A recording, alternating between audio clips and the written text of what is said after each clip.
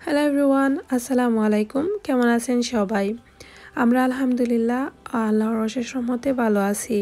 আর আজও সন্ধ্যা পর থেকে ভ্লগ শুরু করেছি। আলিশা জিবরান এত খুশি, এই যে দেখেন রীতিমতো নাচানাচি শুরু করে ফেলেছে, কারণ বাইরে যাওয়া হচ্ছে তাই। তো যখনই বাইরে যাব তখন ওদের খুশির শেষ নেই, রীতিমতো নাচানাচি শুরু করে ফেলে। আর আজকে আপনাদেরকে অনেক কিছু আপনাদের সঙ্গে শেয়ার করার চেষ্টা করেছি। আশা করি ফুল ভিডিও ওয়াচ করলে আপনারা এনজয় করবেন। তো এখন সন্ধ্যা পর, যেহেতু এখন দিনটা খুব শর্ট, 4:30টার দিকেই পুরো অন্ধকার হয়ে যায়। আর আমরা বের হয়েছিলাম 5:30টার দিকে। তো আগে আমরা একটু আমাদের আশেপাশের 2-3টা রোড ঘুরে দেখবো। ওই যে ওরা খুব সুন্দর সুন্দর, যেহেতু ক্রিসমাস, ওদের ঘরের আউটসাইড ইনসাইড এত সুন্দর করে ডেকোরেশন করে, তো আপনাদের জন্য রেকর্ড করে আনলাম কিছু কিছু মানে বাড়িতে, যেখানে তারা খুব সুন্দর করে ওইভাবে হাউসগুলা বাইরে লাইটিং করে সুন্দর করে ডেকোরেশন করেছে। আর যেহেতু এটা খ্রিস্টান ধর্মের উৎসব, ওদের সব থেকে বড় উৎসব, সো অনেকে হয়তো নেগেটিভ মাইন্ডে নিতে পারেন যে এগুলা দেখাই কেন। আসলে উৎসব যারই হোক না কেন, যেই ধর্মেরই হোক না কেন, যেই আশেপাশের মানুষগুলোর মধ্যেও কিন্তু অনেক খুশি, এবং ওদের আয়োজনটা দেখে আলাদা একটা ভালো লাগা কাজ করে। এই যে এই সুন্দর লাইটিং, ওইগুলো কিন্তু আমরা সচরাচর বিয়ে বাড়িতে, আমাদের কালচারে আমরা বিয়ে বাড়িতে দেশে যখন ছিলাম করতাম। আর এখন তাদের খ্রিস্টানরা, ওরা ওদের বড়দিনে ওইভাবে ওদের হাউস আউটসাইড ইনসাইড সব কিছু সুন্দর করে ডেকোরেশন করে। আর ভাবতেছি আপনাদের সঙ্গে শেয়ার করি, হয়তো বা যারা ইউরোপে আছেন তারা তো জানেন এই সব, বাট দেশে যারা আছেন তাদের জন্য একটু হলেও ভালো লাগতে পারে, তাই আর কি। আর আলিশা জিবরান এত খুশি ছিল, খুব এনজয় করে উইন্ডোর দিকে তাকিয়েই ছিল আর দেখতেছিল।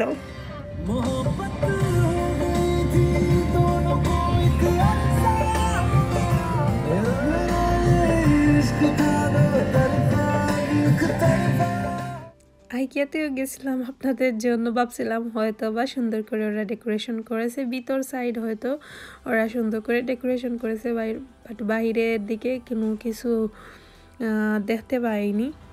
তো ভিতরে তো যাওয়া তেমন একটা সম্ভব না, কারণ কোনো কিছুর প্রয়োজনও নেই, আর এমনি এমনি যাওয়ার দরকারও নেই। আর কিছু কিছু বাড়ির সামনে এত সুন্দর করে ওরা ডেকোরেশন করেছে, আপনাদের জন্য আর কি রেকর্ড করলাম। তো যাই হোক, এখন আমরা আমাদের টাউনে চলে আসলাম, যেহেতু কিছু টুকটাক শপিং আছে, মরিসনে যাব। তো স্পেশালি ওরা গুল চত্বরের মধ্যে ওইভাবে সুন্দর করে গাছের মধ্যে লাইটিং করেছে, ওইটাই আর কি। আর যেহেতু আমাদের এই সাইডটা হচ্ছে একটু ভিলেজ এরিয়া, সো তেমন জাঁকজমক বা এতটা ওরা হিবিজিবি করে বা যেখানে সেখানে ওইভাবে করেনি, আই ডোন্ট নো, বাট হয়তো বা সিটি সাইডের দিকে ওরা আরও সুন্দর করে সাজিয়েছে। তারপরও আমার কাছে খুব ভালো লাগছে, প্রত্যেকটা সাইডেই সুন্দর করে এইভাবে গাছের মধ্যে লাইটিং করা দেখে আরও সুন্দর একটা অনুভূতি শীতের রাতে। আর গাছের মধ্যে বা যে কোনো দিকে তাকাতে ভালো লাগতেছিল। তো এখন আমরা শপিংয়ে চলে আসছি মরিসনে। আর আমার কাছে আমাদের মরিসনই সব থেকে বেশি কমফোর্টেবল, কারণ এখানে তেমন একটা ঝামেলা নেই, মানুষজন বেশি একটা পাওয়া যায় না, আর সুন্দর সব দিক দিয়ে ভালো লাগে। আসলে যেখানে সবসময় শপিং করা হয় ওইটাই আমার কাছে মনে হয় কমফোর্টেবল। আর এই তো আমরা চলে আসছি। আর এর আগের দিন আমি একবার একা এসেছিলাম, মানে আলিশা জিবরানকে ওদের বাবার কাছে রেখে একটা দরকারি কাজে আসছিলাম। তো মরিসনের ভিতরে ঢুকে এত কালেকশন পাইনি। আর এখন আজকে যা যা আসছে সব নতুন নাকি সব কিছু আসছে আমার কাছে মনে হয়েছে। তো এখন সালমন মাছের সাইডে চলে আসছি সরাসরি, কারণ ভিতরে প্রবেশ করে প্রথমেই মাছের সেকশনেই পড়ে। আর এখানে কিছু সালমন মাছ ওরা পিস পিস করে কেটে দিয়েছে খুব সুন্দর করে। তো এখান থেকে সালমন মাছ কিনবো। মনে করেছিলাম হয়তো বা কাঁটাটা নিলে আমার জন্য সহজ হয়, বাট পরে দেখলাম ওইখানে যে কাটা মাছের মধ্যে অলরেডি আঁশ লাগানো, তাহলে আমার আর নিয়ে লাভ কি? হয়তো অবশ্যই আঁশটা ছাড়াতে হবে। তাহলে আজ তো একটা বড় সালমন মাছ নিলে আরও বেশি ভালো হয়। তাই এখানে আমরা আসছি, আর এখানে খুব বড় বড় 4টা মাছ ওইভাবে সুন্দর করে রাখছে, দেখে খুব ভালো লাগতেছে। অবশ্যই একটা কিনা হবে। তো আলিশার বাবা চেক করে দেখতেছেন কোনটা ভালো হবে, খানকাটা একটু খুলে আর ওইভাবে চেপে চেপে দেখা হচ্ছে যে কোনটা ফ্রেশ এবং ভালো টাটকা। এত মজার এই মাছগুলো। এই সালমন মাছের পুষ্টিগুণ সম্পর্কে সবাই আমরা জানি কম বেশি, এত পুষ্টিকর আর বাচ্চাদের জন্য ট্রাই করার জন্য বেস্ট মাছ। আর প্রত্যেকটা মানে কি বলবো, এই মাছের প্রতি যত বলবো মানে মাছের কথা আমি শেষ করতে পারবো না। আর আপনারা সবাই জানেন এতটা এই মাছের কি বলবো চাহিদা, এবং সবাই কম বেশ পছন্দ করেন। আর এই যে সালমন মাছ কিছু এখানে কাটা আছে, ওরা এভাবে পিস পিস করে রাখছে। তো এখান থেকে একটা মাছ চয়েস করে কিনা হয়ে গেছে। আর বেশি একটা আপনাদের সঙ্গে মরিসনের ভিতর শেয়ার করব না, হয়তো বা অনেকের কাছে তেমন একটা ভালোও লাগবে না, কারণ ইতিমধ্যে অনেকবারই আমি মরিসনের ভিতরটা শেয়ার করা হয়েছে। আর তেমন একটা সময় দিতে পারিনি, কারণ আলিশা জীবন এত ছুটাছুটি করেছে, আমি ওদেরকে নিয়েই ব্যস্ত হয়ে গেছি আর ক্যামেরা অন করিনি। আর যা যা দরকারি ওইগুলা নিয়ে ঝটপট বাসায় চলে গেছি আমরা। তো এখানে একটু অংশ আপনাদের জন্য ফ্লাওয়ারের সাইডটা শেয়ার করেছি। এত সুন্দর ফ্রেশ ফ্লাওয়ার, আর সবসময়ই একটা পজিটিভিটি দেখা মানে পাই আমি ফ্লাওয়ার্সের কাছে গেলে। সো আপনাদের জন্য রেকর্ড করলাম। বাসায় চলে আসলাম, আলিশা জিবরানকেও খাইয়ে দাইয়ে শুয়ান মানে ওদেরকে ঘুম পাড়ানো হয়ে গেছে, তাই আর তেমন ওই সময়টাই ওই মাছটা আর কি কাটবো। তো এখন মাছটা বের করলাম, আর দেখতে পাচ্ছেন ওইটা হচ্ছে 1122। তো এখানে এই মাছের দাম হচ্ছে মানে 11 পাউন্ড। আমাদের এখানে বাংলাদেশে মেবি সামথিং 12 না, হ্যাঁ ওইভাবে 12.5 হবে মেবি, আই ডোন্ট নো, ওইরকমই মানে 1250 টাকার মধ্যেই পড়বে, ওই রকমই সামথিং ওইটাই হবে ওই পরিমাণ। তো এখানে এই দামের মাছটা কিন্তু পাওয়া গেছে, ওইটাই হচ্ছে সব থেকে বড় বিষয়। আর এত ফ্রেশ আর এত পুষ্টিগুণওয়ালা মাছ, এত কম দাম না, এই মাছটা খুবই দামি মাছ। আর এবং সবসময়ই আমি আরও অনেক 2-1টা ভ্লগে আপনাদেরকে সালমন মাছের কাটাকাটি ওইটা দেখানো হয়েছে অনেক আগে। এই লকডাউন বা এই বছরে বলতে পারেন এই মাছটা হচ্ছে এই নিয়ে দুইবার আর কি। আর একবার আনছিলেন আলিশার বাবা, বাট ওইটা আর শেয়ার করা হয়নি। তো মাছ আসলে যখনই দেখা হয় সালমন মাছ আসছে তখনই কিনা হয়। আর এই মাছটার আকারটা খুবই বড় ছিল এবং খুবই মজার মাছ। মানে মাছের যেই কাটার পর মাছের যে কালারটা এত মানে সুন্দর কালার ছিল, খুব ভালো ছিল আসলে।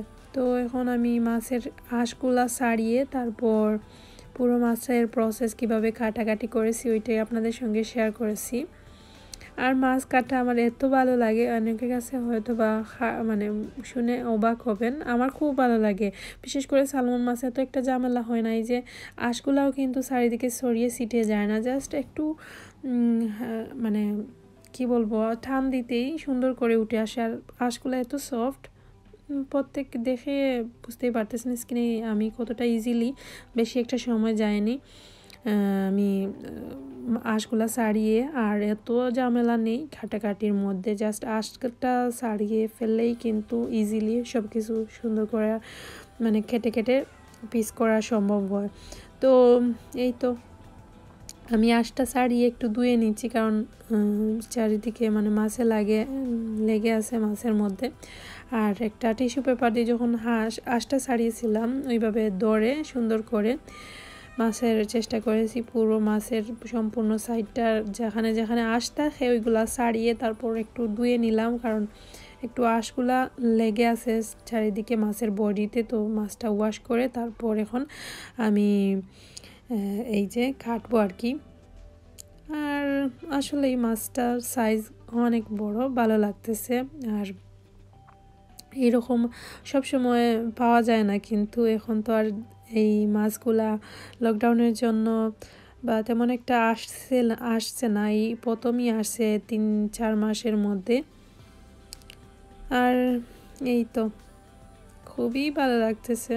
এখন আপনারা দেখবেন কিভাবে আমি ওইটা কাটাকাটি করি। অবশ্যই আমি সিজারের সাহায্যে মাছটা বেশি কাটবো, কারণ সিজার দিয়ে ইজি হয়। সো এখানে আমি প্রথমেই মাছের যেই সাইডের কি বলে ওইটাকে কাটা থাকে আর কি, ওইগুলা ছাড়িয়ে নিয়ে তারপর খুব সহজ প্রসেসে মাছ বরাবর মাছের পেটিটা কেটে আলাদা করে ওইখান থেকে টুকরা টুকরা করে মাছটা কেটে ফেলবো। তেমন একটা কি বলবো, আমার কাছে তেমন একটা কষ্ট হয় না, বেশি একটা সময়ও লাগে না, খুব তাড়াতাড়ি মাত্র 10 থেকে 15 মিনিটের ভিতরেই একটা মাছ কেটে সুন্দর করে সেটিং করে ফ্রিজে রাখতে পারি। তাহলে আর আঁশ লাগানো মাছ আর কেন পাই কিনবো। আর যেহেতু ওই মাছগুলার সাইজটা বেশ বিগ ছিল। আর একটা ক্রিয়েটিভিটি, আর সব থেকে বেশি ভালো লাগে আমার ক্রিয়েটিভিটি কোনো কিছু কাজ করতে, আর মাছ কাটতেও আমার খুবই ভালো লাগে আসলে। বাট এই জন্য আপনাদের সঙ্গে শেয়ার করলাম, নতুন রাঁধুনি হলে বা যারা কাটার বইয়ে মাছ কিনেন না তাদের উদ্দেশ্যে হয়তো একটু মোটিভেশন ফিল হবে। কোনো সমস্যা নেই, মাছ কাটা তেমন একটা ব্যাপার না, একটু সহজ মনে, জাস্ট মন থেকে আসলে সব কিছু হয়। প্রথম একটু প্রবলেম হয়, পরবর্তীতে ইজিলি হয়ে যায়। তো ইনশাল্লাহ আপনাদের সাথে শেয়ার করতে পারলাম। আমার মাছ কাটাটা তেমন একটা সুন্দর হয়নি, তারপরও আলহামদুলিল্লাহ আমার এগুলাই আমার কাছে অনেক, কারণ এগুলাই হচ্ছে আমার কাছে স্বপ্ন। ওইটাই আমার কাছে আমি যে করতে পারি তার জন্য খুশি থাকি, আল্লাহর কাছে লাখ লাখ শুকরিয়া অবশ্যই জানাই। আর অবশ্যই কিন্তু আপনারা সবাই ট্রাই করবেন। কাটাটাও তো আছে, যদি মনে করেন কাটাটা ঝামেলা নেই তাহলে কাটাটা তো অবশ্যই আনেন। আপনারা সবাই জানেন এই মাছটা কত ইয়ামি, এবং সব কিছুর সাথে রান্না করলে আমার কাছে ভালো লাগে। তো আমার মাছ কাটা শেষ হয়ে গেছে, আমি এখন বাগ করে আর কি নিচ্ছি। আমার ফ্যামিলিতে যতটুকু লাগবে সেই অনুসারে আমি এখন ফ্রিজে রাখার জন্য আগে যে প্রসেস ওইগুলো করতেছি। তো এইভাবে কাটার ফলে আর আমার তেমন একটা ঝামেলায় যেতে হবে না। রান্নার সময় ঝটপট বের করে রাখলেই, শুধু ধুয়ে পরিষ্কার করে পানি ঝরিয়ে রান্না ঝটপট করা সম্ভব। আর এই তো আমার আসলেই খুবই ভালো লাগে এই যে আপনাদের সঙ্গে আমার কোনো কিছু শেয়ার করা, ভালো হোক আর খারাপ হোক এটা আপনারা বিচার করবেন। বাট সবাই কিন্তু আস্তে আস্তে দক্ষ হয়। আমি এখনও স্টিল তেমন কোনো কিছুতে তেমন দক্ষ না, ইনশাল্লাহ আস্তে আস্তে আরও বেশি আমি পারদর্শী হব। সো আপনারা যদি আমার সঙ্গে থাকেন এবং আপনাদের পজিটিভ ফিডব্যাকগুলো দিলে আমি অনেক বেশি আনন্দিত হই, এবং সবসময় আমার পাশে থাকবেন, আমাকে সাপোর্ট দেবেন। আপনাদের সাপোর্ট আমার জন্য অনেক অনেক অনেক বেশি প্রয়োজন। সো সবাই আমার সঙ্গেই থাকবেন। আর জানি না ভুল ত্রুটি হলে কথাবার্তায় কোনো কিছুতে ক্ষমা সুন্দর দৃষ্টিতে দেখে এটা আমাকে ওইভাবে পজিটিভ মাইন্ডে নিলেই খুশি হবে। সো যদি ভালো লাগে অবশ্যই কিন্তু একটা লাইক দিতে ভুলবেন না ভিডিওতে, এবং কমেন্টস করে আপনাদের সুন্দর সুন্দর মন্তব্য মতামত আমাকে জানাতে ভুলবেন না। আপনাদের এক একটা কমেন্টস আমার জন্য অনেক বেশি পরবর্তী ব্লগ দেওয়ার জন্য উৎসাহ দেয়। সো অবশ্যই আপনারা আপনাদের মতামত জানাবেন এবং আমার সঙ্গে থাকবেন, সবসময় আমাকে সাপোর্ট করবেন, আর আমার জন্য বেশি বেশি করে দোয়া করবেন যাতে আল্লাহ যেন আমাকে আরও বেশি ধৈর্য শক্তি দান করেন, আপনাদের জন্য সুন্দর সুন্দর আরও ব্লগ নিয়ে চলে আসতে পারি। সো ভালো থাকবেন, কথা হবে আবারও নেক্সট ব্লগে। ততক্ষণ পর্যন্ত আল্লাহ হাফিজ।